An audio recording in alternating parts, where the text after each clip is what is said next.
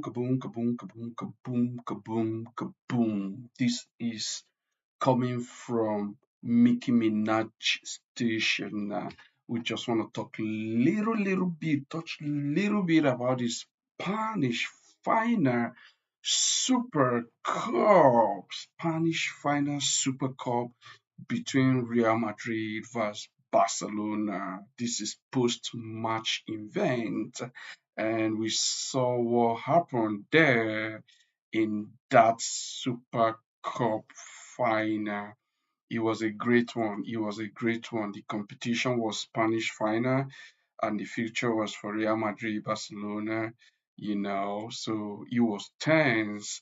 The first half was very, very, very intense.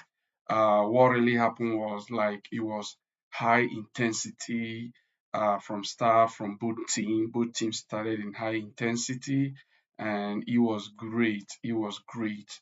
It was great. High intensity, and Barcelona focused on possession and pressing. They were tapping Real Madrid like bum bum bum, while Real Madrid relies solely on counter-attack and individual quality.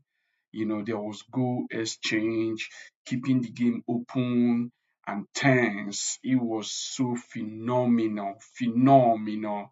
And the second half, it was a turning point. There was so much increased tempo and tactical adjustment from both teams, but Barcelona controlled the midfield. Um, Phases, and that's what we see in that game. They control the midfield phases, um, and then they decide the key goals coming from Rafinha and then Lewandowski. Late pressure from Real Madrid almost got them there. You know, at the end, it was Frankie who got a red card on that game from the tackle he gave to Kylian Mbappe. As you can see, it was a high boot. High boot, there is no doubt. I'm a Barcelona fan, but that high boot, it's kind of like it's the rule. Anything that lifts your boot above, it's straight red card, and there is nothing you can say about that. It was straight red card from Frankie de Jong. And at the end, what happened after the red card? It was a very good pressure at the late end coming from Real Madrid. It was coming from Real Madrid, and they almost equalized the game. But I'm going to give us like a tactical breakdown of this game. In this game, Barcelona, they were compact in their midfield. It was a lot of compact in their midfield, and then they were able to dominate Real Madrid in that midfield. They dominated Real Madrid in that midfield. There's no doubt, and they became the champions. Yes, it was a great dominance. And then another thing they did, like it was a high press and quick transitioning. If you notice the way Barcelona are transitioning, it was transitioning coming from Frankie de Jong, between Frankie de Jong and Pedri. It was a great transitioning.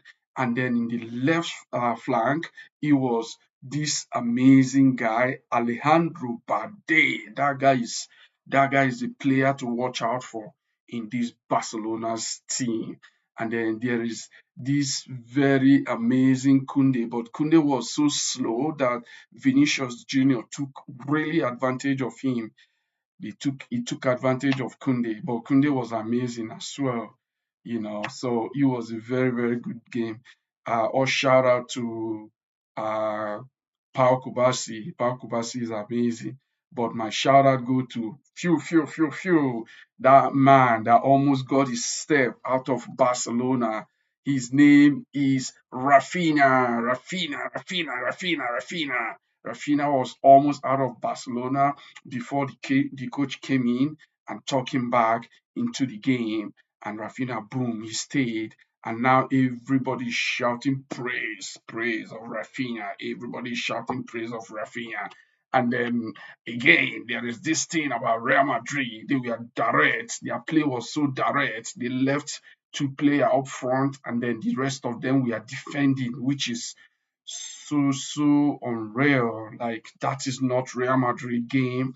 You saw many of them packing themselves in the penalty box while they left like two player, Garcia and Vinicius Junior.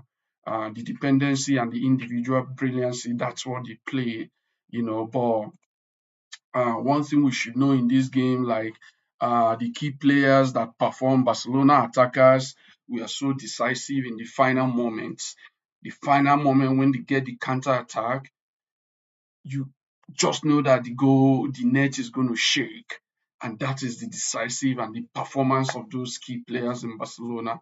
And again, they have like a very, very strong midfield control towards Real Madrid. They controlled the midfield and then they dominated the midfield of Real Madrid. While on the other side, Real Madrid wingers created danger. Like I said, Vinicius Junior, the goalkeeper tested frequently and he did good. Or shout out to Thibaut Courtois. He did amazing, amazingly good. He did amazing. And at the end, Barcelona players received the gold medal. It was boom, boom, boom. I have my medal. I would have showed it to you, but unfortunately, like I left it in my medal room as a Barcelona team. I left it there. The team captain like lifted the Super Cup. If you notice, and when the Super Cup was lifted, it was Araujo that lifted the Super Cup, not Mark Tastega. There's celebration on the pitch and the third line and everywhere. Real Madrid player received their silver medal, which is something that they're entitled to. They received their silver medal. But one thing, what happened after the game is that there was celebration in the dressing room by Barcelona, the post-match interview, whereby they were supposed to be a guide of honor given to Barcelona, but unfortunately, a player decided what they want to do, which is Kylian Mbappe, when the coach was even calling them to come for guide of honor. Mbappe called the players back and they respect Mbappe and they left. They didn't respect the coach decision. They respect Mbappe's decision and they left. That was crazy. That was insane. The increased pressure and discussion around Real Madrid team. As at this morning, we heard that the coach has been fired because actually he was not fired. Let's make something clear. He was not fired. He decided to leave because he see that the team doesn't respect him. They don't want to play his pattern. They are not comfortable with his pattern. And truthfully, if I have my own goal coming to lead a team, I'm coming with my own pattern. I don't listen to other people's pattern. I want to play my pattern and be successful because that's my mentality at that moment.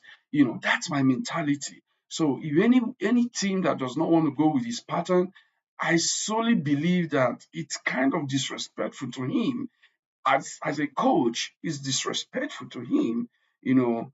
So Barcelona showed tactical discipline, and then that's what is deserved. Real Madrid competed, but they lack control. They really lack the control. The El Clasico intensity lived up to expectation. What people are expecting to see, that is what they actually see. So the trophy set tone for the rest of the season. That is what we need. Like it's really, really a set tone for the rest of the season, and we should be expecting um, to see who lifts the champions for the La Liga. And then I want Barcelona to go far in Champions League this season because they deserve it. They really deserve it. They really deserve it.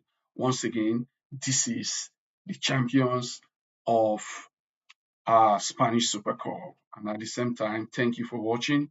If you like what we're doing here, share, subscribe to our station.